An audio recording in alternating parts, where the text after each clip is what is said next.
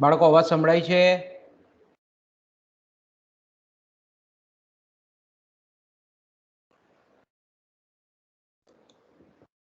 કેમ કોઈ બોલતું નથી? બાળકો અવાજ સંભળાય છે? હા સર સંભળાય છે. ઓકે.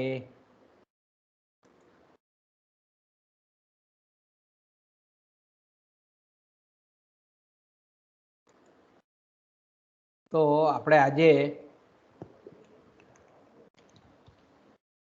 આપણું જે સમગ્રલક્ષી અર્થશાસ્ત્ર પેપર જે છે, પેપર 11 જેને આપણે કહીએ છીએ મેક્રો ઇકોનોમિક્સ. આપણે લાસ્ટ પીરિયડમાં સમગ્રલક્ષી અર્થશાસ્ત્ર કોને કહેવાય, સમગ્રલક્ષી અર્થશાસ્ત્રનો અર્થ, એની આપણે એમ કહીએ કે એનું કાર્યક્ષેત્ર, અભ્યાસ ક્ષેત્ર,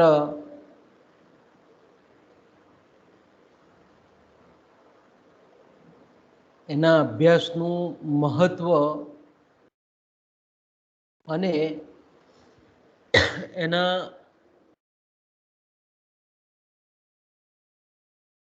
અભ્યાસની મર્યાદાઓ, આ બાબતોની આપણે લાસ્ટ ટાઈમ ચર્ચા કરી ગયા. ઓકે. ત્યાર પછીનો જે આપણો અગત્યનો ટૉપિક છે એક્ઝામની દૃષ્ટિએ પણ, અને આમ પણ ખૂબ જે ખાસ કરીને આપણે કોઈ પણ કોમ્પિટિટિવ એક્ઝામની દૃષ્ટિએ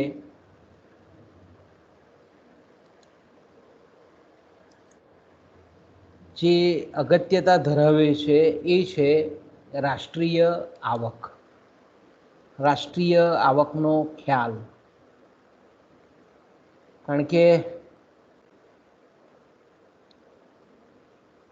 રાષ્ટ્રીય આવક એ આર્થિક વિકાસનો બહુ મહત્ત્વનો માપદંડ છે. અને આપણે બાળકો જાણીએ છીએ તે પ્રમાણે કે રાષ્ટ્રીય આવક એટલે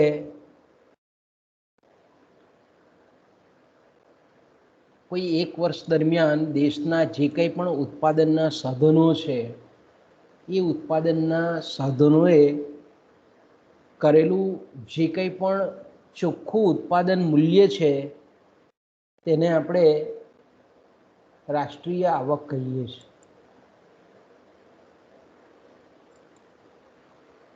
રાષ્ટ્રીય આવકનો ખ્યાલ આપણે જાણીએ છીએ તે પ્રમાણે કે અર્થશાસ્ત્રમાં બહુ મહત્ત્વનો ખ્યાલ છે. કારણ કે અર્થતંત્રની જે કંઈ પણ પાયાની સમસ્યાઓ છે, કે બેરોજગારી હોય કે ફુગાવો હોય કે આર્થિક વૃદ્ધિ કે વિકાસના જે પ્રશ્નો હોય, એ પ્રશ્નોને હલ કરવાના ઉપાયોની રચનામાં આ બહુ પાયાનું સ્થાન ધરાવે છે. એટલે આપણે એમ કહી શકીએ કે વ્યવહારિક રીતે, સૈદ્ધાંતિક રીતે જ નહીં પણ વ્યવહારિક રીતે પણ આ ખ્યાલ, રાષ્ટ્રીય આવકનો ખ્યાલ એ ખૂબ મહત્ત્વનો ખ્યાલ છે.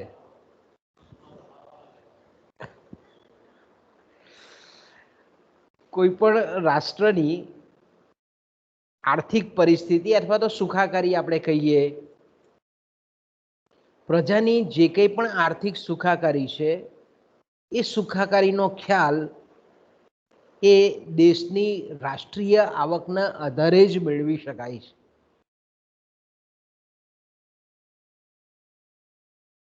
આપણે જોઈએ છીએ કે ભાઈ, જેને આપણે વિકસિત રાષ્ટ્રો કહીએ છીએ, અમેરિકા છે, જર્મની છે, ફ્રાન્સ છે, ઇટાલી છે, આ બધા રાષ્ટ્રોને આપણે વિકસિત કહીએ છીએ. તે વિકસિત કયા પરિપ્રેક્ષ્યમાં કહીએ છીએ?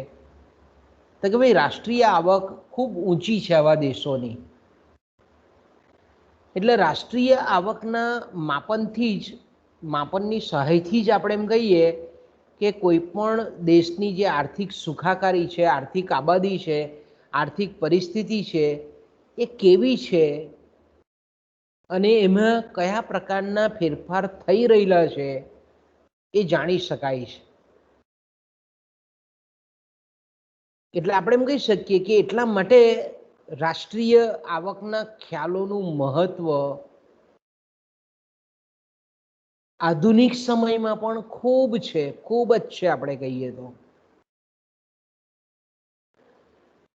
મોટાભાગના દેશોમાં આપણે જોઈએ છે કે રાષ્ટ્રીય આવકના જે કંઈ પણ અંદાજો પ્રાપ્ત કરવામાં આવે છે, રાષ્ટ્રીય આવકની જે કંઈ પણ ગણતરીઓ કરવામાં આવે છે, એ પોતાનું જે સરકારી ખાતું છે એ સરકારી ખાતાઓ દ્વારા થાય છે.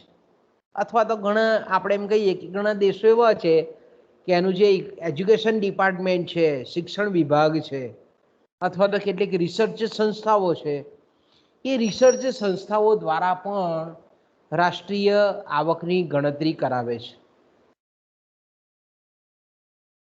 ભારતમાં દાખલા તરીકે નેશનલ સ્ટેટિસ્ટિકલ ઓર્ગેનાઇઝેશન, આવી જે સંસ્થાઓ છે એવી દરેક દેશોમાં આવી આંકડાકીય એકત્રીકરણ કરતી સંસ્થાઓ હોય, એના દ્વારા પણ આપણે એમ કહીએ કે રાષ્ટ્રીય આવકની ગણતરી કરવામાં આવતી હોય છે.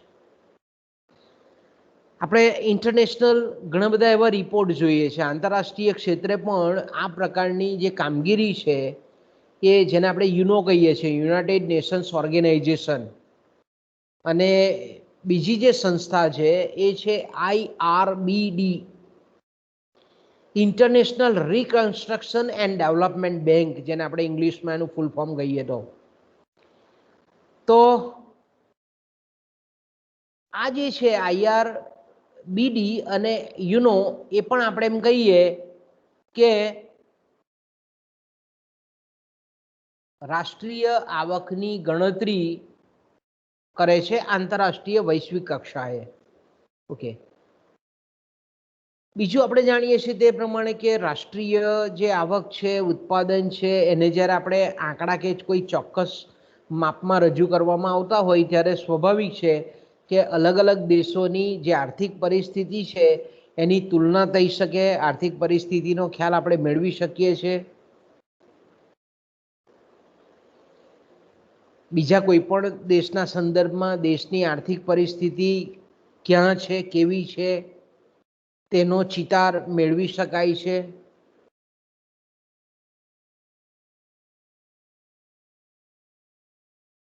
પણ આપણે જાણીએ છીએ તે પ્રમાણે કે આર્થિક દ્રષ્ટિએ, આર્થિક નીતિની દ્રષ્ટિએ ખૂબ મહત્વ ધરાવતી આ રાષ્ટ્રીય જે આવક છે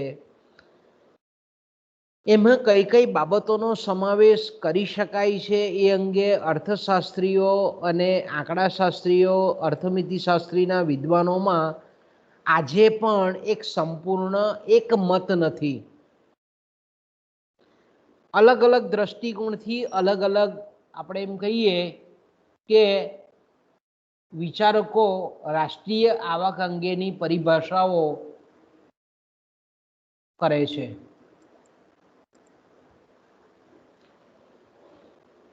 છતાં પણ આપણે એમ કહીએ કે કોઈ પણ દેશના, રાષ્ટ્રના લોકોના આર્થિક સુખાકારી, જીવન ધોરણ, આર્થિક કલ્યાણ, આનો જો ખ્યાલ મેળવવો હોય તો આપણે એમ ચોક્કસ કહી શકીએ કે દેશની રાષ્ટ્રીય આવકનો ખ્યાલ મેળવવો ખૂબ આવશ્યક છે.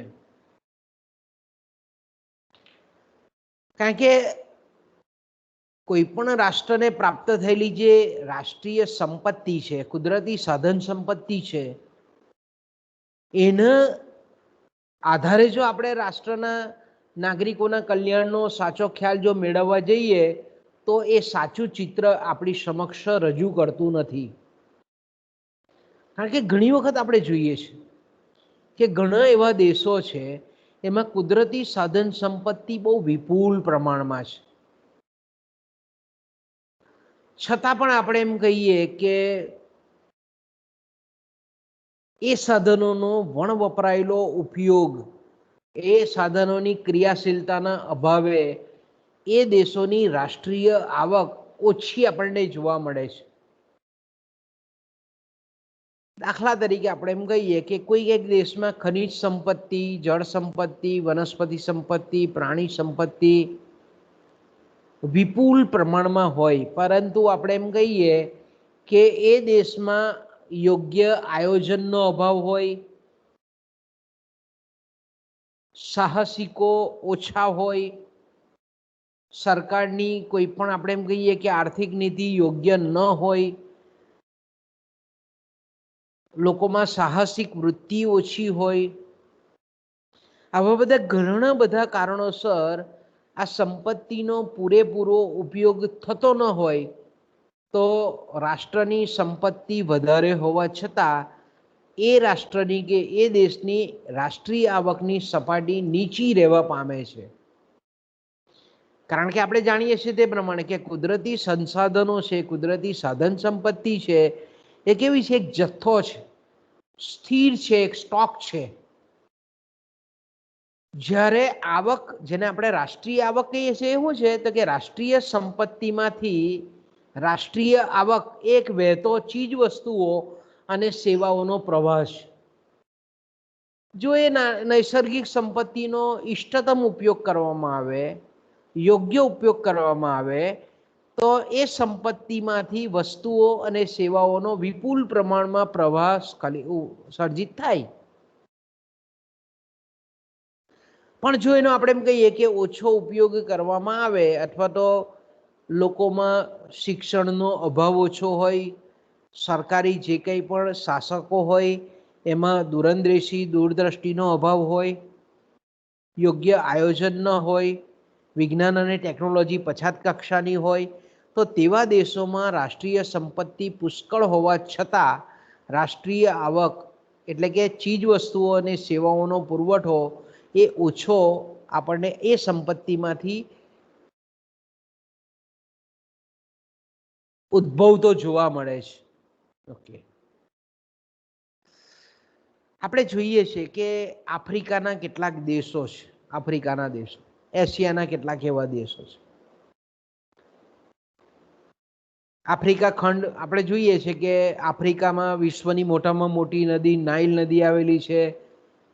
હીરાની ખાણ તો કે ભાઈ આફ્રિકામાં છે, સોનાની ખાણ તો કે આફ્રિકામાં છે, વિશ્વનું મોટામાં મોટું જંગલ તો કે આફ્રિકામાં છે, વરસાદ પણ સારો પડે છે આફ્રિકામાં, સૂર્યપ્રકાશ પણ યોગ્ય નીકળે છે, આબોહવા પણ સરસ છે, વિશ્વનું મોટામાં મોટું રણ પણ આફ્રિકામાં છે. તો આપણે કહીએ કે કુદરતી સાધન સંપત્તિ વિપુલ પ્રમાણમાં છે, છતાં આફ્રિકા આજે આપણે એમ કહીએ કે વિકાસશીલ રાષ્ટ્રમાં આવે છે, વિકસિત રાષ્ટ્રમાં આવતું નથી, અથવા તો વિકાસની પછાત અવસ્થામાં આવે છે, આપણે એમ કહી શકીએ. એશિયાના એવા ઘણા દેશો છે કે જ્યાં વિપુલ સાધન સંપત્તિ છે, એશિયા ખંડના પણ એવા દેશો છે, છતાં પણ તેની રાષ્ટ્રીય આવકની સપાટી ઘણી નીચી જોવા મળે છે. એટલે આપણે એમ કહી શકીએ કે કોઈ પણ દેશની વાસ્તવિક પરિસ્થિતિ, વાસ્તવિક સમૃદ્ધિ કે સાચી આબાદી જો જાણવી હોય તો એ રાષ્ટ્રીય સંપત્તિ પરથી નહીં, પરંતુ રાષ્ટ્રીય આવક પરથી જ મળી રહે છે. રાષ્ટ્રીય આવકનું પ્રમાણ જેમ વધારે તેમ તે દેશ આપણે કહીએ કે વધારે સમૃદ્ધ ગણાય. મેં કીધું તેમ કે ઇંગ્લેન્ડ છે, જર્મની છે, ફ્રાન્સ છે, જાપાન છે, અમેરિકા છે, નોર્વે છે, સ્વીડન છે, સ્વિટ્ઝરલેન્ડ છે, આ બધા દેશોની રાષ્ટ્રીય આવક ભારત, પાકિસ્તાન, શ્રીલંકા, બર્મા, નેપાળ આ બધા દેશો કરતાં અનેક ગણી વધારે છે. એટલા માટે આપણે એમ કહીએ કે આ જે દેશો છે America, Germany, France, England, Japan, આ બધા દેશો આર્થિક દ્રષ્ટિએ વધારે સમૃદ્ધ છે એમ આપણે કહી શકીએ. બીજું એક અગત્યનું પેરામીટર એ છે કે જે રીતે વ્યક્તિની બાબતમાં આપણે જાણીએ છીએ તે પ્રમાણે કે વ્યક્તિની બાબતમાં તેના જે મહત્વના પ્રશ્નો છે, મહત્વના જે આર્થિક પ્રશ્નો છે, આર્થિક સમસ્યાઓ છે, એ એની આવકની સાથે નિસ્બત ધરાવે છે, આવકની સાથે સંકળાયેલા છે. એ જ રીતે આપણે એમ કહીએ કે કોઈક દેશના જે આર્થિક પ્રશ્નો છે તે ડાયરેક્ટ ઓર ઇનડાયરેક્ટ, પ્રત્યક્ષ કે પરોક્ષ રીતે એ દેશની રાષ્ટ્રીય આવકની સાથે સંકળાયેલા જોવા મળે છે.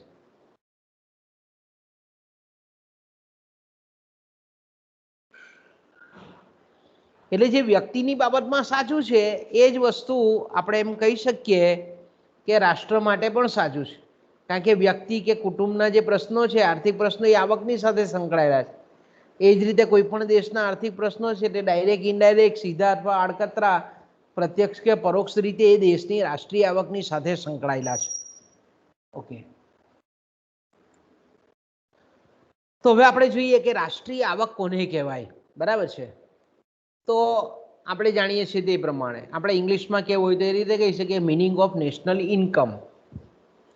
તો કે કોઈ પણ દેશના લોકો જે કંઈ પણ વિવિધ પ્રકારની આર્થિક પ્રવૃત્તિઓ કરે છે. બરાબર, આપણે ઇકોનોમિક્સના વિદ્યાર્થી છે એટલે આપણે જ્યારે પણ નીકળીએ ત્યારે આપણી દ્રષ્ટિ થોડીક આર્થિક બાબતોને સ્પર્શતી હોવી જોઈએ. આપણે બજારમાં નીકળીએ છીએ ત્યારે આપણી નજર સમક્ષ ઘણા બધા પ્રકારની આર્થિક પ્રવૃત્તિઓ થતી જોવા મળે છે. આપણે ખાલી આ તો આપણા સ્થાનિક બજારમાં નીકળીએ તેની વાત કરું છું, તો આખા દેશમાં કેટલી બધી અસંખ્ય કરોડો અબજોની સંખ્યામાં વિવિધ આર્થિક પ્રવૃત્તિઓ આપણને થતી જોવા મળે છે. અને એનું પરિણામ શું આવે તો કે ભાઈ એને લીધે દેશમાં ચીજ વસ્તુઓ અને સેવાઓનું ઉત્પાદન થાય છે. અને એ લીધે ચીજ વસ્તુઓ અને સેવાઓનું ઉત્પાદન થાય છે. કારણ કે વિશ્વમાં આપણે એમ કહીએ કે કરોડો લોકો ખેતી ક્ષેત્રે રોકાયેલા છે. આખા દેશની વાત કરીએ, આપણે ગુજરાતની પણ વાત કરીએ તો આપણે કહીએ કે ભારતમાં, ગુજરાતમાં, ઇવન કોઈ જિલ્લાની પણ વાત કરીએ, આપણે નર્મદા જિલ્લાની પણ વાત કરીએ તો ઘણા બધા લોકો એ કૃષિ આર્થિક પ્રવૃત્તિમાં કામ કરે છે. તો કૃષિ ક્ષેત્રમાં એ લોકો કામ કરે છે તો એને લીધે આપણે જાણીએ છીએ તે પ્રમાણે ઘઉંનું ઉત્પાદન થાય, ચોખાનું ઉત્પાદન થાય, બાજરીનું ઉત્પાદન થાય, કપાસનું ઉત્પાદન થાય, શેરડીનું ઉત્પાદન થાય, કેળનું ઉત્પાદન થાય, તમાકુનું ઉત્પાદન થાય, શાકભાજીનું ઉત્પાદન થાય, નાળિયેરીનું ઉત્પાદન થાય, બગીચા પાકોનું ઉત્પાદન થાય, અસંખ્ય પ્રકારની ખેત પેદાશોનું ઉત્પાદન થાય છે. ઓકે, એ જ રીતે આપણે એમ કહીએ કે ઉદ્યોગની વાત કરીએ તો બીજી, જેને આપણે પેલું પ્રાથમિક ક્ષેત્ર કહીએ અને દ્વિતીય ક્ષેત્ર કહીએ ઉદ્યોગને, તો સેકન્ડરી સેક્ટર ઉદ્યોગ ક્ષેત્રમાં પણ આપણને ઘણા બધા પ્રકારની આર્થિક પ્રવૃત્તિઓ જોવા મળે છે. ઘણી બધી વસ્તુઓ અને સેવાઓનું સર્જન કરતી ઘણી બધી આર્થિક પ્રવૃત્તિઓ આપણને ઔદ્યોગિક ક્ષેત્રમાં પણ જોવા મળે છે. કાપડ ઉદ્યોગની ઘણી બધી પેઢીઓ ઉત્પાદન પ્રવૃત્તિ હાથ ધરતી હોય, કાગળ ઉદ્યોગો, કેમિકલ છે, રસાયણો છે, દવા છે, રબર છે, પ્લાસ્ટિક છે, કાચ છે, કોમ્પ્યુટર છે, સિમેન્ટ છે, સ્ટીલ છે, વાહનો છે, વાહન વ્યવહારના સાધનો છે, સંદેશા વ્યવહારના સાધનો છે, ઘણી બધી અસંખ્ય આખા અર્થતંત્રમાં આપણને ઘણી બધી આર્થિક પ્રવૃત્તિઓ થતી જોવા મળે છે. અને એના પરિણામ સ્વરૂપ આપણને કાપડનું ઉત્પાદન જોવા મળે, રસાયણનું ઉત્પાદન જોવા મળે, દવાનું ઉત્પાદન જોવા મળે, સ્ટીલનું ઉત્પાદન થતું જોવા મળે, ઘણી બધી અસંખ્ય વસ્તુઓનું ઉત્પાદન થાય છે. એ જ રીતે આપણે એમ કહીએ કે ત્રીજું ક્ષેત્ર જેને આપણે કહીએ છીએ, ત્રીજી આર્થિક પ્રવૃત્તિનું ક્ષેત્ર જેને આપણે સેવા ક્ષેત્ર કહીએ છીએ, તો કે સેવા ક્ષેત્રને લીધે પણ આપણે એમ કહીએ કે સેવા ક્ષેત્રને લીધે પણ ઘણી બધી આપણને સેવાના ક્ષેત્રમાં ઘણી બધી સેવાકીય પ્રવૃત્તિઓ જોવા મળે. દાખલા તરીકે ડૉક્ટરો છે, ઘણા બધા ડૉક્ટરો અર્થતંત્રમાં છે, દેશમાં છે, રાજ્યમાં છે, કોઈ જિલ્લામાં છે, એ લોકો તબીબી સારવાર આપે છે. ઘણા બધા વકીલો છે, શિક્ષકો છે, નાટ્યકારો છે, સંગીતકારો છે, કલાકારો છે, ઘણા બધા એવી સેવાનું સર્જન કરનારા ઘણા બધા સ્વયં રોજગારો છે. તો એને લીધે સમાજમાં સેવાઓનું ઉત્પાદન થાય છે. એટલે આપણે એમ કહી શકીએ કે કોઈ એક વર્ષ દરમિયાન દેશમાં ઉત્પન્ન થયેલી જે કંઈ પણ ચીજ વસ્તુઓ છે અને સેવાઓ છે એના કુલ મૂલ્યને આપણે કાચી કે કુલ રાષ્ટ્રીય પેદાશ કે કાચી કે કુલ રાષ્ટ્રીય આવક તરીકે ઓળખવામાં આવે છે. ફરી પાછું, રાષ્ટ્રીય આવક, કુલ રાષ્ટ્રીય આવક, કુલ રાષ્ટ્રીય પેદાશ, કાચી રાષ્ટ્રીય આવક કે કાચી રાષ્ટ્રીય પેદાશ એટલે હું? જો પેદાશ શબ્દ છે, ઉત્પાદન શબ્દ છે, આવક શબ્દ છે એ અહીંયા સમાન અર્થ ધરાવે છે. એટલે કાચી રાષ્ટ્રીય ઉત્પાદન પણ તમે કહી શકો, કાચી રાષ્ટ્રીય પેદાશ પણ કહી શકો, કાચી રાષ્ટ્રીય આવક પણ કહી શકો, કુલ રાષ્ટ્રીય આવક પણ કહી શકો, કોઈ પણ શબ્દ પ્રયોગ આપણે વાપરી શકીએ છીએ.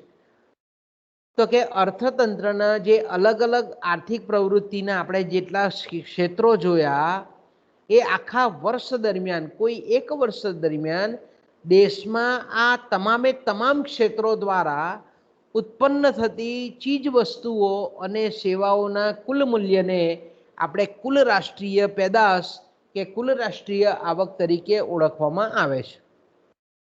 એટલે આપણે એમ કહી શકીએ કે માત્ર ભૌતિક રીતે જે ચીજ વસ્તુઓ અને સેવાઓ ઉત્પાદન થયેલી છે એનો રાષ્ટ્રીય આવકમાં માત્ર સરવાળો કરવાનો નથી. કારણ કે રાષ્ટ્રીય આવકમાં આપણે જો જોઈએ તો ઘઉં છે, કાપડ છે, મશીનો છે, વાહનો છે, લોખંડ છે, તો આ બધી કેવી છે? અસમાન ભૌતિક વસ્તુઓ છે, અલગ અલગ વસ્તુઓ છે. તો એનો અલગ અલગ વસ્તુઓનો સરવાળો કરીએ તો એનો કોઈ મતલબ રહેતો નથી. તો આપણે રાષ્ટ્રીય આવકનો અંદાજ મેળવી શકીએ નહીં. પણ આ જે વસ્તુઓ ઉત્પાદિત થાય છે અલગ અલગ ક્ષેત્રની, ખેતી ક્ષેત્રની, ઉદ્યોગ ક્ષેત્રની, અલગ અલગ, પાછી એમાં પણ અલગ અલગ, ઘઉં છે, શાકભાજી છે, સિંગતેલ છે, કપાસિયા તેલ છે, આપણે કહીએ કે બધી ઘણી બધી વસ્તુઓ આપણે કહીએ તે છે. પછી ઉદ્યોગમાં કાપડ છે, મશીનો છે, વાહનો છે, કોમ્પ્યુટર છે, કાચ છે, કાગળ છે, દવાઓ છે. ઓકે, આવી બધી કેવી છે? અસમાન જે ચીજ વસ્તુઓ છે એ અસમાન ચીજ વસ્તુઓના જે કંઈ પણ મૂલ્યો છે, બજાર કિંમત છે અથવા તો સ્થિર મૂલ્યો છે, એ મૂલ્યનો સરવાળો કરી અને પછી આપણે કુલ રાષ્ટ્રીય આવક જાણવાનો પ્રયત્ન કરીએ છીએ. એક સિમ્પલ ઉદાહરણ જોઈ લઈએ આપણે, એટલે તમને અંદાજો આવી જાય. તમારા સ્ક્રીન પર તમે જોઈ શકો છો આપણે જે કંઈ પણ બોલી ગયા કે 3 ક્ષેત્રો આપણે પ્રમુખગત રીતે માનીએ છીએ.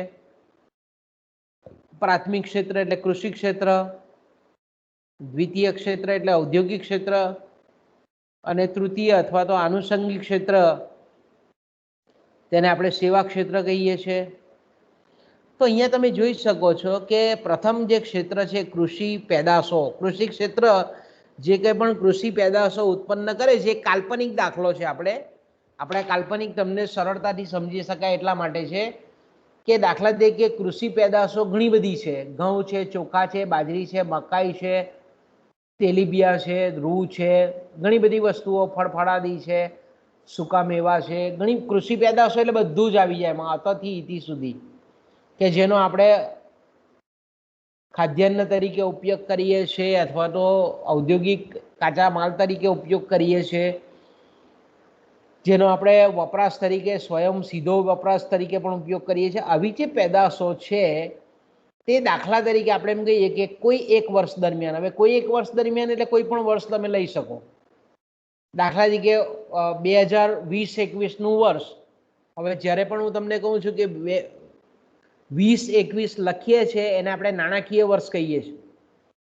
તમે જો આપણે અર્થશાસ્ત્રના વિદ્યાર્થી તરીકે તમને બહુ સ્પષ્ટ ખબર હોવી જોઈએ કે નાણાકીય વર્ષ કયું કહેવાય. તો કે નાણાકીય વર્ષ જ્યારે પણ 20-21 લખેલું હોય તો એનો મતલબ આપણે જો ઘણી જગ્યાએ આપણે ચોપડીઓમાં ટેબલ આવે તો તમને લખે છે કે ભાઈ વર્ષ 2020-21, એનો મતલબ એવો થાય કે 1 એપ્રિલ 2020થી 31 માર્ચ 2021 આ સમયગાળો તેને આપણે નાણાકીય વર્ષ કહીએ છીએ. તો જ્યારે પણ અર્થશાસ્ત્રમાં એક વર્ષનો સમયગાળો આવે એટલે આ નાણાકીય વર્ષના સંદર્ભમાં એ આંકડાકીય માહિતી હોય એવું આપણે મોટે ભાગે માની લઈએ છીએ. ઓકે, તો અહીંયા આપણે એક વર્ષ દરમિયાન, એટલે મેં કીધું તેમ કે વર્ષ 2020-21 દરમિયાન દાખલા તરીકે ભારતની આપણે વાત કરીએ છીએ તો કે ભારતમાં કૃષિ ક્ષેત્ર જે કંઈ પણ ખેડૂતો આખા સમગ્ર ખેતી ક્ષેત્રમાં રોકાયેલી પ્રત્યક્ષ કે પરોક્ષ રીતે રોજગારી પામતી જે વ્યક્તિઓ છે એણે વર્ષ દરમિયાન જે કંઈ પણ મહેનત કરી એને પરિણામ સ્વરૂપ જે કૃષિ પેદાશો, ખેતી ક્ષેત્રની જે પેદાશો છે એનું જે ઉત્પાદન થયું એ સરળતા ખાતર મેં 3000 એકમોમાં બતાવેલું છે. આ ભૌતિક ઉત્પાદન છે. આ આપણે જે ઉત્પાદન પહેલી કોલમમાં જે બતાવે છે તમે જોઈ શકો છો અહીંયા આ ઉત્પાદન કેવું છે તો કે આ ઉત્પાદન એ ભૌતિક એકમોમાં છે. ઓકે, ભૌતિક એકમોનો મતલબ શું થાય કે અહીંયા 3000 એકમો છે. 3000 એકમો એટલે અહીંયા 50 ટન ઘઉં છે, 100 ટન ચોખા છે, 25000 આપણે કહીએ કે 2500 ટન કપાસ છે. 3000 એકમોમાં ભૌતિક એકમોમાં ઉત્પાદન છે. હવે આપણે આની સરેરાશ કાઢીએ કે ભાઈ જે કૃષિ પેદાશો છે, હવે કૃષિ પેદાશો આપણે જોઈએ છીએ તો કે અલગ અલગ અસમાન છે, બરાબર છે, અને અસમાન છે તો દરેક વસ્તુનું જેટલું પણ કૃષિ ક્ષેત્રમાં ઉત્પાદન થયેલું છે એની એકમ દીઠ કિંમત કેટલી છે, સરેરાશ એકમ દીઠ કિંમત કેટલી છે, આ બંનેનો જ્યારે આપણે એમ કહીએ કે ગુણાકાર કરીએ, આ બંનેનો જ્યારે આપણે ગુણાકાર કરીએ તો આપણને મળે છે નાણાકીય મૂલ્યમાં વસ્તુનું કુલ ઉત્પાદન મૂલ્ય, એટલે કે કૃષિ પેદાશો 3000 એકમો જેટલી છે. સરળતા ખાતર આપણે 3000 એકમોમાં બતાવીએ છીએ. વાસ્તવમાં કિલોમાં હોઈ શકે, ટનમાં હોઈ શકે, અબજ ટનમાં હોઈ શકે, મિલિયન ટનમાં હોઈ શકે, ગમે તેવો માપદંડ હોઈ શકે, પણ સરળતા ખાતર 3000 એકમો છે અને સરેરાશ ભાવ, એકમ દીઠ ભાવ એ કૃષિ પેદાશોના એવરેજ, ઓન એન એવરેજ 5 રૂપિયા છે. એટલે આપણે એમ કહીએ કે કૃષિ ક્ષેત્રનો 3000 ગુણ્યા 5 એટલે 15000 રૂપિયા જેટલું કુલ ઉત્પાદન એ કૃષિ પેદાશોનું અર્થતંત્રમાં છે. ઓકે, એ જ રીતે સેમ વસ્તુ અહીંયા ઔદ્યોગિક પેદાશોની વાત કરીએ આપણે તો કે ભાઈ ઔદ્યોગિક પેદાશોમાં કાપડ છે, દવા છે, કાગળ છે, કાચ છે, પેટ્રોલ ડીઝલ છે, ગેસ છે, ખાંડ છે, આ બધી જે કંઈ પણ ઔદ્યોગિક પ્રવૃત્તિને લીધે આખા અર્થતંત્રમાં જેટલી પણ વસ્તુઓનું ઉત્પાદન થાય છે એ 4000 એકમો જેટલું છે. તો આની સરેરાશ ભાવ એ 8 રૂપિયા છે. તો કે 4000 ગુણ્યા 8 એટલે 32000 રૂપિયા એ ઔદ્યોગિક પેદાશોનું ઉત્પાદન મૂલ્ય આપણને બતાવે છે. ઓકે, એ જ રીતે ત્રીજું આપણે સરળતા ખાતર ત્રીજું ક્ષેત્ર સેવાઓ, અને સેવાઓ એટલે આપણે જાણીએ છીએ તે પ્રમાણે ડૉક્ટર છે, વકીલ છે, શિક્ષક છે, સંગીતકાર છે, નાટ્યકાર છે, કલાકાર છે, આ બધા જે કંઈ પણ સેવાઓ પૂરી પાડે છે એમાં બધા જ આવી જાય. વાણંદ પણ આવી જાય, રિક્ષા ચાલક પણ આવી જાય, પછી વાહન વ્યવહારના સાધનોનો માલિક જે વાહન વ્યવહારના સાધનો પૂરા પાડે છે તે પણ આવી જાય. જે કંઈ પણ સેવાઓ છે, ઘણી બધી સેવાઓ કે જેના પર સેવા કરવેરો લાગે તે, લોન્ડ્રી ચલાવનાર, અસ્ત્રી કરનાર, કપડાની અસ્ત્રી કરનાર એ છે તે પણ સેવા પૂરી પાડનાર કહેવાય. ટેલરિંગની દુકાન પણ સેવાનું યુનિટ કહેવાય, સેવા આપતું એકમ કહેવાય. તો આપણે એમ કહી શકીએ કે સેવા ક્ષેત્રના જેટલા પણ એકમો છે એણે આખા વર્ષ દરમિયાન, એટલે કે 2020-21 દરમિયાન ધારો કે 1000 એકમનું ઉત્પાદન કરેલું છે અને એની ઓન એન એવરેજ સરેરાશ કિંમત એ 4 રૂપિયા છે. તો આપણે એમ કહીએ કે 1000 ગુણ્યા 4 એટલે 4000. ઓકે, તો આપણે સરળતા ખાતર આ 3 જ ક્ષેત્રો છે. વાસ્તવમાં આખી રાષ્ટ્રીય આવકની ગણતરી કરવી એ ખૂબ સંકુલ બાબત છે, ખૂબ ગહન બાબત છે, પણ આપણે સરળતાથી સમજી શકીએ તમે એટલા માટે આને બહુ સરળ રીતે આપણે સમજાવવાનો પ્રયત્ન કરીએ છીએ અહીંયા. તો આપણે એમ કહીએ કે અલગ અલગ જેટલા પણ ક્ષેત્રો છે એના પેટા ક્ષેત્રો પણ તમે પાડી શકો કે ભાઈ બાગાયત છે, પછી પાકોનું વાવેતર છે, શાકભાજીનું વાવેતર છે, પછી આપણે એમ કહીએ કે તેલીબિયાનું વાવેતર છે, પછી રોકડિયા પાકોનું વાવેતર છે. એને અલગ અલગ વિભાગોમાં પણ વહેંચી શકાય. અને સરકાર જ્યારે આંકડાઓ જ્યારે ભેગા કરે છે કૃષિ ક્ષેત્રના, ત્યારે આ રીતે અલગ અલગ પાકોના સંદર્ભમાં કરે છે. પણ આપણે અહીંયા એટલું બાયફર્ગેશન કર્યું નથી, કારણ કે આપણે જ્યારે પણ રાષ્ટ્રીય આવક ગણવાની હોય ત્યારે તમામ ક્ષેત્રોને આપણે આવરી લેવા પડે. ઓકે, તો અહીંયા આપણે જોઈ શકીએ છીએ કે આ 3 ક્ષેત્રોનું જે કંઈ પણ ઉત્પાદન છે, હવે એનો સરવાળો કરી લઈએ આપણે, તો કે 15,000. હવે આ કેવી રીતે આવ્યો તે આપણને ખબર છે કે દરેક ક્ષેત્રનું જે ભૌતિક ઉત્પાદન છે એને આપણે કિંમત વડે ગુણીએ છીએ તો આપણને મળે છે એક ક્ષેત્રનું કુલ ઉત્પાદન મૂલ્ય. એક ક્ષેત્રની કુલ જે વસ્તુઓ છે એનું કુલ ઉત્પાદન મૂલ્ય મળે છે. એ જ રીતે 3 ક્ષેત્રનું જે કંઈ પણ ઉત્પાદન મૂલ્ય ભેગું થાય છે એનો આપણે સરવાળો કરીએ છીએ તો આપણો આંકડો આવે છે 51,000. હવે અહીંયા તમે એની પાછળ એકમ કોઈ પણ લખી શકો, કરોડ ડોલર પણ લખી શકો, કરોડ રૂપિયા પણ લખી શકો, અબજ રૂપિયા પણ લખી શકો, કોઈ પણ આપણે એનું એકમ લખી શકીએ. ઓકે, પણ સરળતા ખાતર આપણે 51,000 બતાવેલું છે. તો આપણે એમ કહીએ કે કાચી રાષ્ટ્રીય આવક, કુલ રાષ્ટ્રીય આવક એ ભારતની વર્ષ 2020માં, જો આપણે ભારતના સંદર્ભમાં લીધું હોય તો ભારતની 2020-21ની રાષ્ટ્રીય આવક એ 51,000 કરોડ છે. આ કાલ્પનિક ઉદાહરણ છે. વાસ્તવમાં તમારે આંકડો જોઈતો હોય તો ઓનલાઈન સર્ચ કરીને પણ તમે ભારતના રાષ્ટ્રીય આવકના આંકડાઓ મેળવી શકો છો. કારણ કે સ્માર્ટફોનનો ઉપયોગ તમે એ દ્રષ્ટિકોણથી કરો તો તમને લેટેસ્ટમાં લેટેસ્ટ માહિતી આપણને આપણા આર્થિક જગતની મળી જાય. આ કાલ્પનિક ઉદાહરણ છે એટલે ખાલી આ ઘણી બધી ઓછી છે, આટલી તો એક વ્યક્તિની કે એક કુટુંબની પણ હોઈ શકે. પણ ટૂંકમાં આપણે એમ કહીએ કે 51,000 એ કુલ કાચી રાષ્ટ્રીય આવક છે. ઓકે, જ્યારે પણ આપણે એમ કહીએ કે કોઈ પણ દેશની રાષ્ટ્રીય આવક આપણે ગણતા હોઈએ, બરાબર, જ્યારે કોઈ પણ દેશની આપણે જ્યારે રાષ્ટ્રીય આવક ગણતા હોઈએ ત્યારે સામાન્ય રીતે આપણે એમ કહીએ કે આ બાબતો ખાસ ધ્યાનમાં લેવી પડે.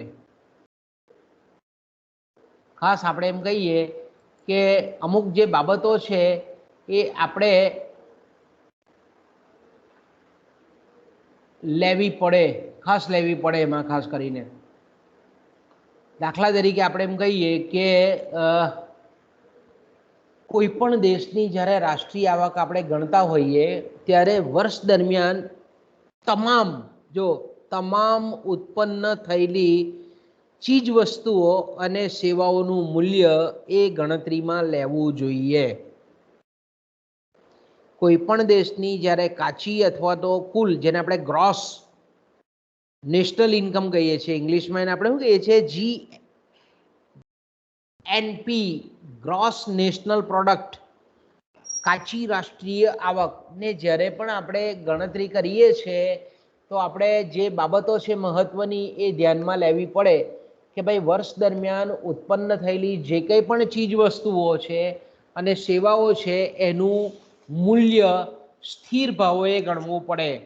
ઓકે, પછી બીજી વસ્તુ આપણે એમ કહીએ કે વર્ષ દરમિયાન જેટલા પણ, જો કે આપણે આગળના ઉદાહરણમાં બધું આવી જ જાય છે આ, પણ તમારી ચોપડીમાં આ રીતે આપેલું છે એટલે આપણે આ મુદ્દાની પણ આપણે ચર્ચા કરવી પડે કે ભાઈ વર્ષ દરમિયાન ઉત્પન્ન થયેલા જે કંઈ પણ સાધનો, ઔદ્યોગિક ક્ષેત્રના હોય, કૃષિ ક્ષેત્રના હોય કે સેવા ક્ષેત્રના હોય, જેટલા પણ સાધનો છે, વસ્તુઓ છે, સેવાઓના સ્વરૂપમાં છે, એ તમામે તમામ, અહીંયા આપણે 3-4 વસ્તુ આપેલી છે, યંત્રો છે, ઓજારો છે, વાહન વ્યવહારના સાધનો છે, વગેરેનું મૂલ્ય ગણવું, ઉત્પાદન મૂલ્ય ગણવું એ અહીંયા આપણે સમાવવાનું હોય છે જ્યારે પણ રાષ્ટ્રીય આવક ગણતા હોય છે ત્યારે. ઓકે,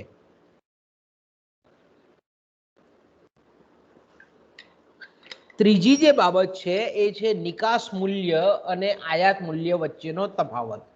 ઓકે, હવે આયાત અને નિકાસ શબ્દ આવે એટલે તમને તરત સ્ટ્રાઇક જવી જોઈએ કે આયાત મૂલ્ય અને નિકાસ મૂલ્ય એટલે આ જે વસ્તુ છે તે વિદેશ વ્યાપારના સંદર્ભમાં છે, આંતરરાષ્ટ્રીય વ્યાપારના સંદર્ભમાં છે. તો દાખલા તરીકે આપણે એમ કહીએ કે નિકાસ મૂલ્ય 1000 કરોડનું છે અને આયાત મૂલ્ય 500 કરોડનું છે.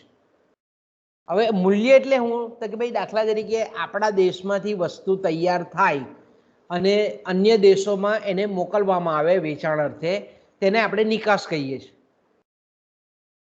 તો આપણે જે વસ્તુ વિદેશમાં મોકલીએ છીએ ભૌતિક સ્વરૂપમાં, એનું આંતરરાષ્ટ્રીય બજારમાં જે ભાવ હોય, જે કિંમત હોય, તે પ્રકારે આપણને એ જે સામેના દેશવાળી જે ખરીદદાર પેઢી છે એનું આપણને આંતરરાષ્ટ્રીય બજારમાં જે કંઈ પણ ભાવ નક્કી થયેલા હોય તે પ્રમાણે આપણને વળતર ચૂકવે. તો એ વળતરને આપણે નિકાસ મૂલ્ય કહીએ છીએ. ઓકે, આયાત મૂલ્ય એટલે શું? તો કે આપણે બહારથી વસ્તુ લાવીએ અને એના બદલામાં એની કિંમત આપણે વિદેશી પેઢીઓને ચૂકવીએ, તો તેને આપણે આયાત કહીએ અને એને આપણે આયાત મૂલ્ય કહીએ છીએ. ઓકે, તો મેં કીધું તેમ કે દાખલા તરીકે ભારતનું વર્ષ 2020-21માં નિકાસ મૂલ્ય 1000 કરોડનું હતું અને આયાત મૂલ્ય 500 કરોડનું હતું. તો અહીંયા આપણે કહી શકીએ કે નિકાસ મૂલ્ય વધારે છે આયાત મૂલ્યની તુલનામાં. તો આપણે એમ કહીએ કે આ બેનો તફાવત કરીએ તો 500 કરોડ રૂપિયા આવે તફાવત, 1000માંથી 500 જાય એટલે 500 કરોડ રહી. તો આપણે 500 કરોડ રૂપિયાનો સરવાળો એડ કરવાના, ટોટલમાં એડ કરવાના. એ કોની સાથે એડ કરવાના? તો દાખલા તરીકે આપણે આગળનું ઉદાહરણ જોયું કે દાખલા તરીકે 51,000 કરોડ રૂપિયા આપણે જોયા, તો આમાં આપણે જે કંઈ પણ આંતરરાષ્ટ્રીય વેપાર કર્યો હોય અને એમાં જો નિકાસ મૂલ્ય આયાત મૂલ્ય કરતાં વધારે હોય તો જે મૂલ્ય વધારાનું છે એને આપણે આમાં એડ કરીએ છીએ, ઉમેરીએ છીએ.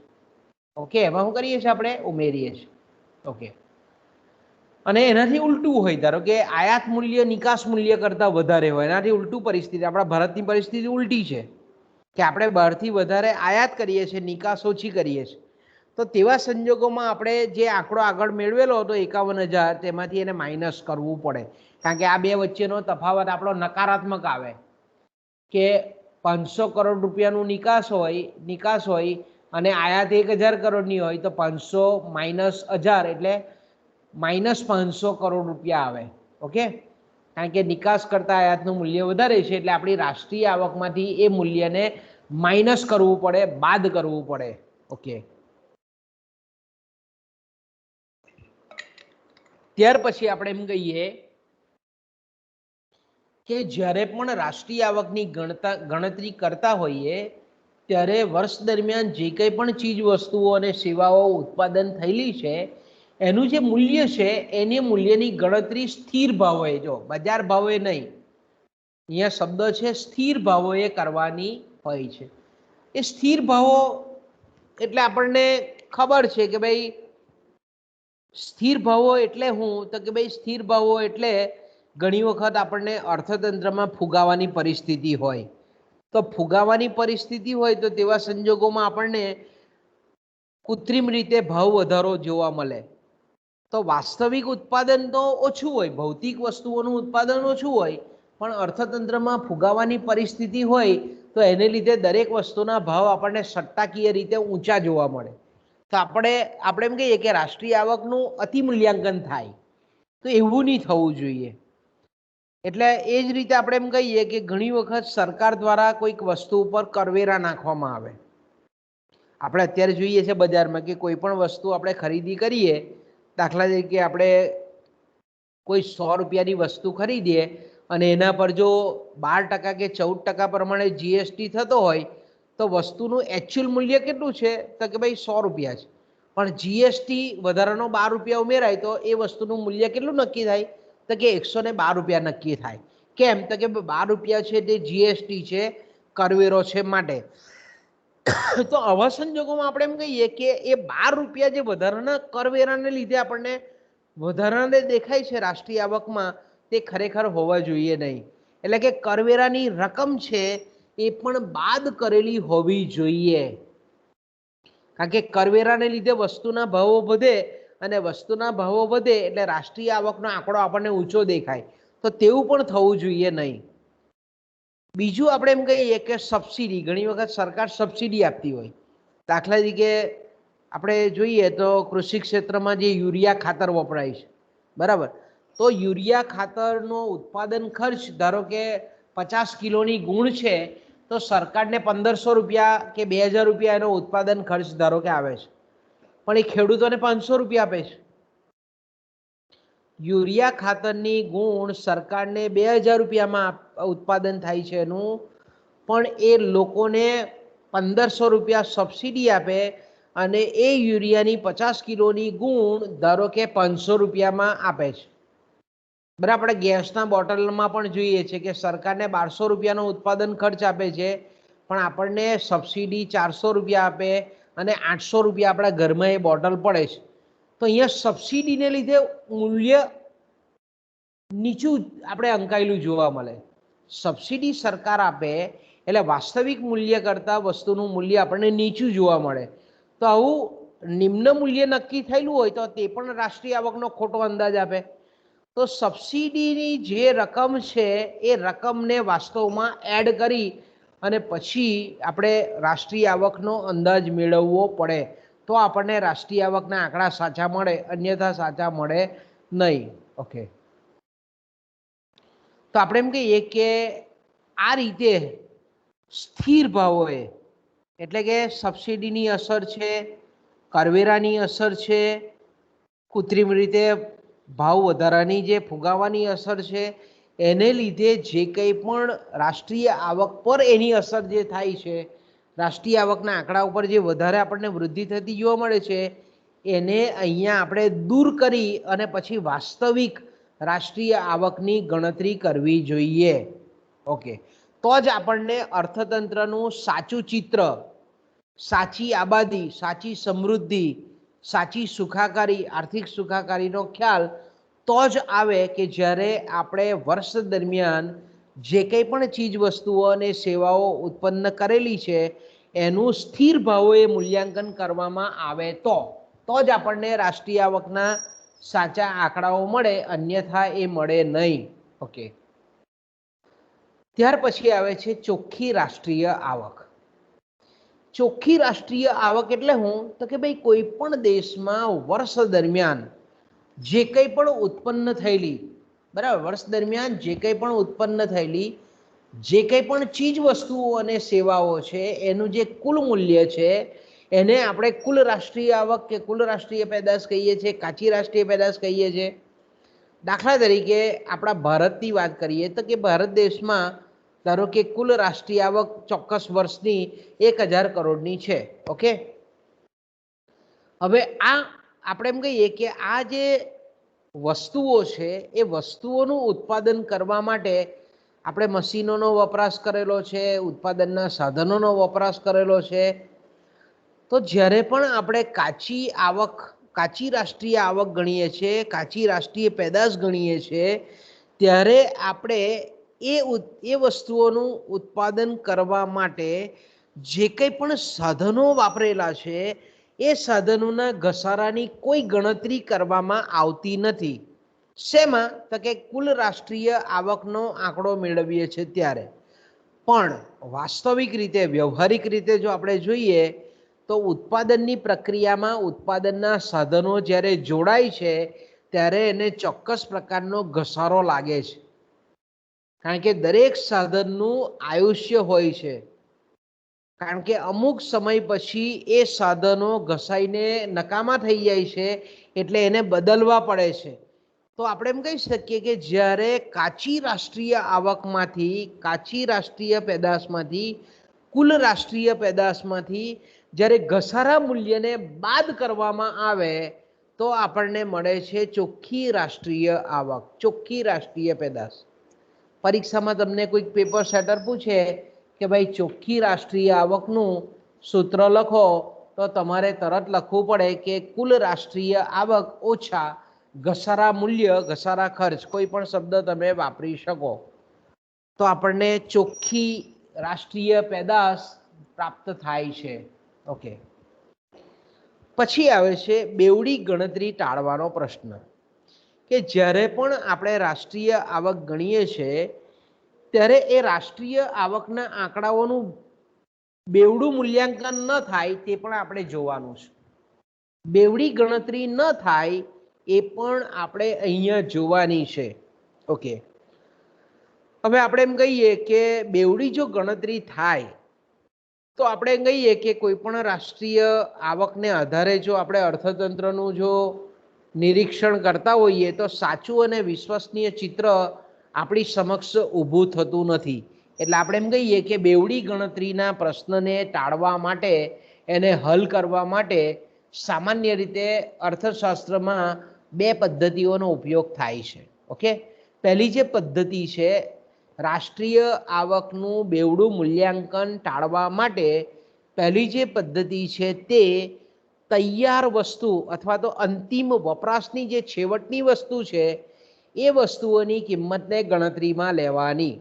ઓકે, પહેલી જે પદ્ધતિ કઈ છે તો કે એન્ડ યુઝ જે પ્રોડક્ટ છે, છેલ્લો જે અંતિમ વપરાશ માટે જે વસ્તુ વપરાય છે એની કિંમતને આપણે ધ્યાનમાં લેવાની છે. ઓકે, તો કે રાષ્ટ્રીય આવકની ગણતરીમાં બેવડી ગણતરીની ભૂલ નિવારી શકાય તે માટે કાચો માલ સામાન, અર્ધ તૈયાર વસ્તુઓ, વચગાળાની વસ્તુઓ જેને આપણે મીડિયેટરીઝ કહીએ છીએ એની કિંમત ગણવામાં આવતી નથી. દાખલા તરીકે કાપડના મૂલ્યની ગણતરી કરીએ છીએ તો બેવડું મૂલ્યાંકન ટાળવા માટે આપણે કાપડના ઉત્પાદન અને તેની જે કંઈ પણ સ્થિર ભાવોએ ગણતરી કરીએ છીએ તો કાપડનું ઉત્પાદન મૂલ્ય આપણે મેળવીએ છીએ, નહીં કે રૂનું.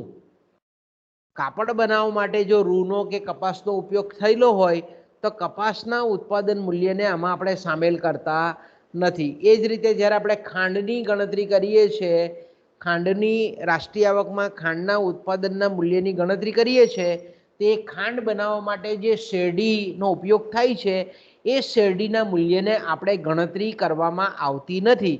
જો ગણતરી કરીએ તો શું થાય?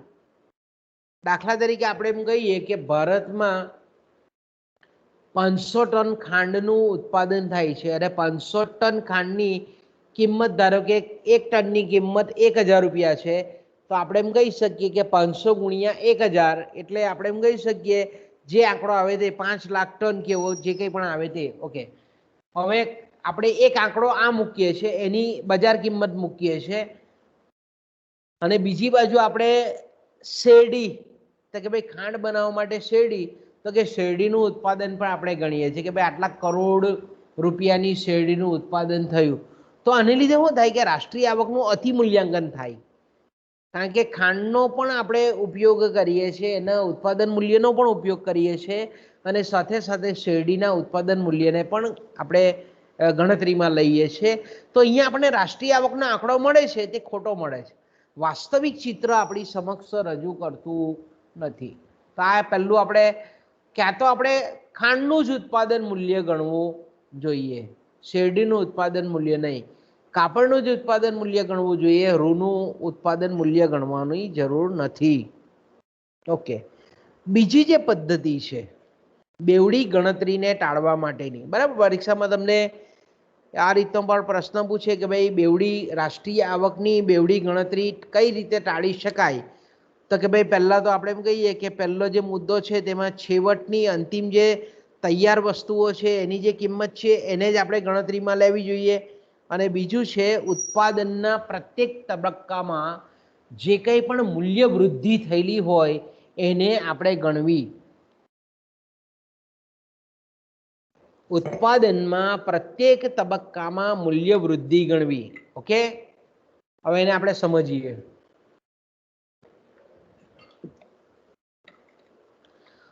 તો આપણે જાણીએ છીએ તે પ્રમાણે કે આજની જે ઉત્પાદન પ્રક્રિયા છે તે કેવી છે? મૂડી પ્રચુર ઉત્પાદન પ્રક્રિયા છે. આજની પદ્ધતિ જે મૂડી પ્રધાન જે પદ્ધતિ છે કે જેમાં મૂડીનો ઉપયોગ વધારે છે, એટલે કે કોઈ પણ વસ્તુ તૈયાર કરવા માટે ઘણા બધા તબક્કાઓમાંથી પસાર થાય અને પછી એ વપરાશ માટેની વસ્તુ લોકોના હાથમાં આવે. તો આપણે એમ કહીએ કે જે ચીજ વસ્તુ છે એ ઘણા બધા તબક્કાઓમાંથી પસાર થાય છે.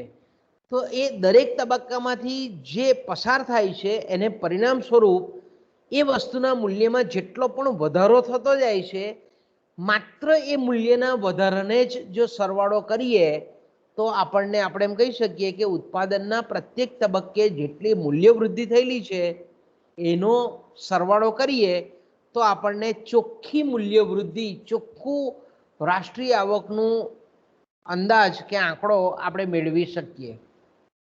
દાખલા તરીકે એક ઉદાહરણ છે તે આપણે જોઈએ એટલે તમને એક્ઝેક્ટ ખ્યાલ આવી જશે. ધારો કે એ ખેડૂત છે એ ₹100ની કિંમતનું, બરાબર, ₹100 ખર્ચીને એ ખેડૂત છે તે ખાતર લાવે છે. સરળતા ખાતર આપણે ₹100 લીધેલા છે કે ₹100નું કિંમતનું ખાતર, બિયારણ અને જંતુનાશક દવાઓની ખરીદી કરે છે અને પછી એનો ખેતરમાં ઉપયોગ કરે છે અને ₹500ની કિંમતના ઘઉંનું ઉત્પાદન કરે છે. ઓકે, તો ₹100 એણે મૂડી રોક્યા, મૂડીનું રોકાણ કર્યું, સાધનોનો ઉપયોગ કર્યો, ખાતરનો ઉપયોગ કર્યો, જમીનનો ઉપયોગ કર્યો, બિયારણનો ઉપયોગ કર્યો, જંતુનાશક દવાઓનો ઉપયોગ કર્યો, પોતાનો શ્રમ ખર્ચો, પોતે સંચાલન કર્યું અને એને અંતે ₹500ની કિંમતના ઘઉંનું ઉત્પાદન થયું. તો આ પહેલો તબક્કો થયો કે ₹100 મૂડી રોકાણ કર્યું અને ₹500ના ઘઉંનું ઉત્પાદન થયું. તો ₹400ની જે મૂલ્ય વૃદ્ધિ થઈ હોય તો એ ₹400ની મૂલ્ય વૃદ્ધિને જ આપણે અહીંયા લેવાની છે.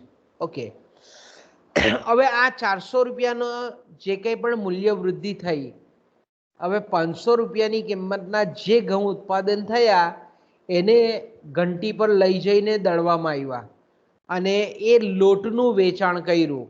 તો હવે આપણે એમ કહીએ કે ₹500ના જે ઘઉં છે એનું લોટમાં પરિવર્તન કર્યું અને ₹700નો લોટ, ઘઉંનો લોટ બન્યો. તો આપણે એમ કહીએ કે આ બીજા તબક્કામાં ₹500ના ઘઉં હતા પણ મૂલ્ય વૃદ્ધિ થઈ કેટલી? તો કે 700. એટલે ચોખ્ખી મૂલ્ય વૃદ્ધિ કેટલી થઈ? તો કે ₹200. ઘઉંનો લોટ હવે ₹700માં વેચાય છે પણ મૂળ એ ઘઉંના લોટ ₹700 વેચાણ કિંમત છે એની, કુલ વેચાણ આવક પ્રાપ્ત થવાની છે પણ ₹500 તો તૈયાર ઘઉંના છે એટલે 700માંથી 500 બાદ કરીએ એટલે બીજા તબક્કામાં મૂલ્ય વૃદ્ધિ એ ₹200 જેટલી થાય છે. બરાબર છે? બીજા તબક્કામાં મૂલ્ય વૃદ્ધિ કેટલી થઈ? તો કે ₹200 મૂલ્ય વૃદ્ધિ આપણને થતી જોવા મળે છે. ઓકે, ત્રીજા તબક્કામાં આપણે જાણીએ છીએ તે પ્રમાણે હવે આ ₹700નો લોટ છે તે બેકરીવાળા ખરીદે છે. ઓકે, બેકરીવાળા એ લોટ લઈ આવે છે અને એમાંથી બિસ્કિટ બનાવે છે. બેકરીવાળા શું કરે છે? એમાંથી બિસ્કિટ બનાવે છે અને ₹1000ના બિસ્કિટ તૈયાર કરે છે અને બજારમાં વેચે છે.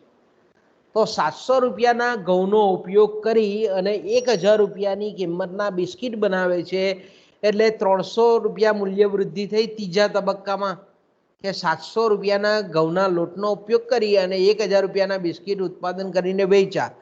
તો ત્રીજા તબક્કામાં મૂલ્ય વૃદ્ધિ ₹300ની થઈ. તો કુલ મૂલ્ય વૃદ્ધિ, ચોખ્ખી મૂલ્ય વૃદ્ધિ કેટલી થઈ? તો કે પહેલા તબક્કામાં 400, બીજામાં 200 અને ત્રીજામાં 300.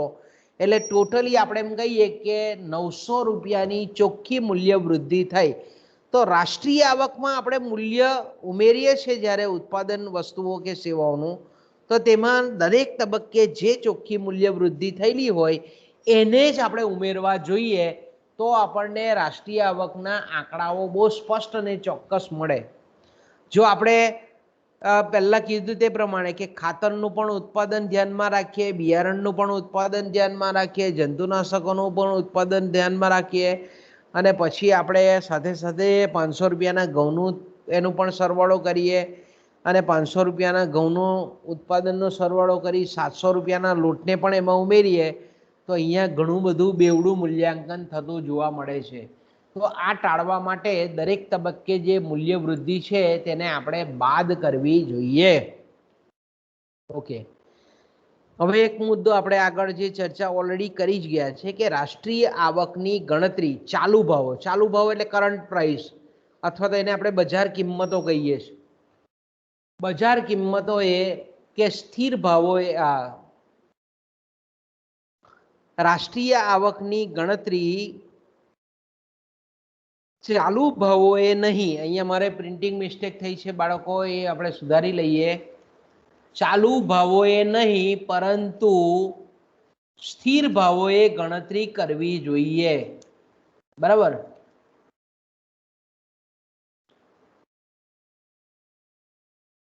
તો દાખલા તરીકે ધારો કે અહીંયા આપણે લખી દઈએ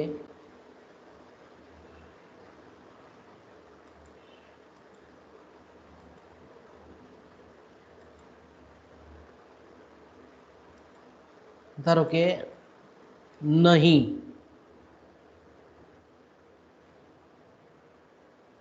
બરાબર, પણ ઓકે અહીંયા આપણે સુધારી લીધું જરાક કે ભાઈ રાષ્ટ્રીય આવકની જે ગણતરી છે તે ચાલુ ભાવોએ નહીં પરંતુ સ્થિર ભાવોએ કરવી જોઈએ. કારણ કે મેં કીધું તેમ કે ચાલુ ભાવોએ જો કરીએ તો ઘણી વખત આપણને કૃત્રિમ ચિત્ર રાષ્ટ્રીય આવકનું ઘણું બધું ઊંચું દેખાય. આપણે 5મા પેપરમાં ભણવાનો છે ફિશરનો સિદ્ધાંત નાણાં પરિમાણનો. એ અહીંયા એની થોડીક પરોક્ષ રીતે ચર્ચા કરીએ કે વાસ્તવિક જગતમાં ઘણી વખત અર્થતંત્રમાં એવું બનતું હોય કે અર્થતંત્રમાં નાણાંનો પુરવઠો વધે એટલે કાયદેસરનું ચલણી નાણું અને બેંક ચલણી નાણું અને નાણાંનો ચલણ વેગ જો વધે તો અર્થતંત્રમાં નાણાંનો પુરવઠો વધે અને નાણાંનો પુરવઠો વધે એટલે લોકોની આવકમાં વધારો થાય. લોકોની આવકમાં વધારો થાય એટલી ઝડપથી ચીજ વસ્તુઓ અને સેવાઓનું ઉત્પાદન થતું નથી. પરિણામ સ્વરૂપ ભાવ વધારો થાય જેને આપણે ફુગાવો કહીએ છીએ. તો આપણે એમ કહીએ કે ફુગાવાને લીધે બીજું મેં કીધું તેમ કે સરકાર દ્વારા કરવેરા નાખવામાં આવે અને કરવેરાની રકમ એ વસ્તુની કિંમતમાં ઉમેરાય. ત્રીજી વસ્તુ સરકાર દ્વારા સબસિડી આપવામાં આવે એટલે વસ્તુની કિંમત નીચી આવે. તો આવું જે થાય આવા જે બધા પરિબળો છે કે કરવેરા, સબસિડી, નાણાંના પુરવઠાને લીધે જે ભાવ સપાટી જે ઊંચી જાય છે એને લીધે આપણે એમ કહીએ કે રાષ્ટ્રીય આવકનું સાચું ચિત્ર મળતું નથી.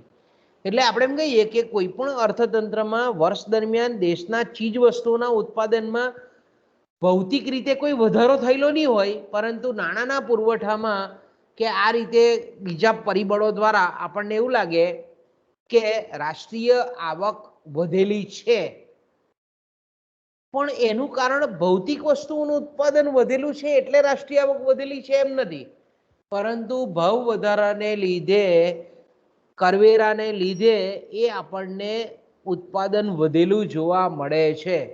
તો એ કૃત્રિમ રીતે વધારે દેખાય પરંતુ એ ગેરરસ્તે દોરે છે. માટે આપણે એમ કહીએ કે રાષ્ટ્રીય આવકનું સાચું, વિશ્વસનીય, વાસ્તવિક ચિત્ર જો મેળવવું હોય તો તેની ગણતરી સ્થિર ભાવોએ કરવી જોઈએ. એટલે નાણાંનો પુરવઠો, નાણાંનું પરિમાણ, નાણાંનું કુલ પ્રમાણ, કરવેરા, સબસિડી, કૃત્રિમ અછત એને લીધે જે ભાવ વધારો જોવા મળે તે, આ બધા સટ્ટાકીય જે સટ્ટાલક્ષી જે પરિબળો કામ કરતા હોય અર્થતંત્રમાં એને લીધે ભાવોમાં થતી વધઘટ થતી હોય તો તેને બાદ કરી અને પછી સ્થિર ભાવ સપાટીએ ગણતરી કરવી જોઈએ. ઓકે, અને આજની ચર્ચાનો છેલ્લો મુદ્દો આપણે ચર્ચી લઈએ પછી આપણો લેક્ચરને વિરામ આપીએ. એ છે નાણાકીય રાષ્ટ્રીય આવક અને વાસ્તવિક રાષ્ટ્રીય આવક. તો કે રાષ્ટ્રીય આવકની જ્યારે બજારમાં પ્રવર્તમાન ભાવોએ, જેને આપણે કરંટ પ્રાઇસ કહીએ છીએ, જેને આપણે ચાલુ ભાવો કહીએ છીએ, દાખલા તરીકે આપણે અત્યારે જોઈએ તો કે બજારમાં 40 રૂપિયે કિલો ડુંગળી મળતી હોય તો એને આપણે 40 રૂપિયે કિલો ભાવ કહીએ, બજાર ભાવ કહીએ. એ જ રીતે જો સિંગ તેલ આપણે એમ કહીએ કે 300 રૂપિયે કિલો મળતું હોય તો એને આપણે બજાર ભાવ કહીએ છીએ, એને ચાલુ ભાવ કહીએ છીએ. તો આપણે એમ કહીએ કે રાષ્ટ્રીય આવકની જ્યારે ગણતરી ચાલુ ભાવોએ, બજાર ભાવોએ કરવામાં આવેલી હોય તો તેને આપણે નાણાકીય રાષ્ટ્રીય આવક કહીએ છીએ. જ્યારે રાષ્ટ્રીય આવકની ગણતરી સ્થિર ભાવોએ, એટલે મેં કીધું તેમ કે કરવેરાની અસર, નાણાંના પુરવઠાની અસર કે સબસિડીની અસર દૂર કરીને જ્યારે સ્થિર ભાવોએ ગણતરી કરવામાં આવે તો તેને આપણે વાસ્તવિક રાષ્ટ્રીય આવક અથવા તો રિયલ જેને આપણે નેશનલ ઇન્કમ કહીએ છીએ તે કહેવામાં આવે છે, વાસ્તવિક આવક તરીકે એને ઓળખવામાં આવે છે. એટલે આપણે એક મગજમાં બરાબર સ્લોગન બેસાડવાનું છે કે અર્થતંત્રમાં નાણાકીય રાષ્ટ્રીય આવકમાં વધારો થાય એટલે વાસ્તવિક રાષ્ટ્રીય આવકમાં વધારો થયો છે જ એમ આપણે ચોક્કસપણે કહી શકાય નહીં. ફરી પાછું કે અર્થતંત્રની નાણાકીય રાષ્ટ્રીય આવકમાં વધારો થયેલો છે એનો મતલબ આપણે એવો ક્યારેય પણ કરી શકીએ નહીં કે અર્થતંત્રની વાસ્તવિક રાષ્ટ્રીય આવકમાં વધારો થયેલો છે. પરીક્ષામાં તમને એક આ વિધાન આપી દે અને એવું પૂછે કે ભાઈ આ વિધાન સાચું છે કે ખોટું છે. આપણે દાખલા તરીકે એમસીક્યુને પરીક્ષા લેતા હોઈએ તો હું લખું એવું વિધાન કે ભાઈ નાણાકીય રાષ્ટ્રીય આવકમાં વધારો થાય એટલે વાસ્તવિક રાષ્ટ્રીય આવકમાં પણ વધારો થયેલો છે. આ વિધાન સાચું છે કે ખોટું છે? તો તરત તમને સ્ટ્રાઇક જવી જોઈએ કે આ વિધાન ખોટું છે. કારણ કે નાણાકીય રાષ્ટ્રીય આવક વધે એટલે વાસ્તવિક રાષ્ટ્રીય આવક વધે એ જરૂરી નથી. કારણ કે નાણાકીય રાષ્ટ્રીય આવક વધે એ ભાવ સપાટીમાં વધારાનું કારણ પણ હોઈ શકે, અથવા તો કરવેરાનું પરિણામ પણ હોઈ શકે, અથવા તો સબસિડીનું પરિણામ પણ હોઈ શકે. કારણ કે વાસ્તવમાં દેશમાં ચીજ વસ્તુઓનું ઉત્પાદન વધેલું કે ઘટેલું હોય તો ઘણી વખત આપણે નાણાકીય રાષ્ટ્રીય આવકમાં સ્થિરતા જોવા મળે. નાણાકીય રાષ્ટ્રીય આવક આપણને ઘણી વખત એવું થાય કે રાષ્ટ્રીય આવક ઘટેલું હોવા છતાં નાણાકીય રાષ્ટ્રીય આવક વધારે આપણને ઊંચી જોવા મળે. એટલે આપણે એમ કહી શકીએ કે નાણાકીય રાષ્ટ્રીય આવકમાં વધારો થયો હોવા છતાં વાસ્તવિક આવક ઘણી વખત આપણને સ્થિર થયેલી પણ જોવા મળે, અથવા ઘણી વખત વાસ્તવિક આવક ઘટેલી પણ જોવા મળે. એટલે આપણે એમ કહી શકીએ કે ઇન શોર્ટ, ટૂંકમાં, કોઈ પણ દેશની સાચી રાષ્ટ્રીય આવક અથવા તો આર્થિક આબાદી, સમૃદ્ધિ, આર્થિક પ્રગતિ જો જાણવી હોય તો નાણાકીય રાષ્ટ્રીય આવક કરતાં વાસ્તવિક રાષ્ટ્રીય આવકનો ખ્યાલ ઉપયોગ કરવો જોઈએ. તો જ આપણને એ અર્થતંત્રનું સાચું ચિત્ર આપણને મળે છે. આપણો લેક્ચરને અહીંયા પૂર્ણ કરીએ. બોલો, તમારે કઈ તકલીફ હોય તો બોલો બાળકો. તો અહીંયા આપણો લેક્ચર પૂરો કરીએ.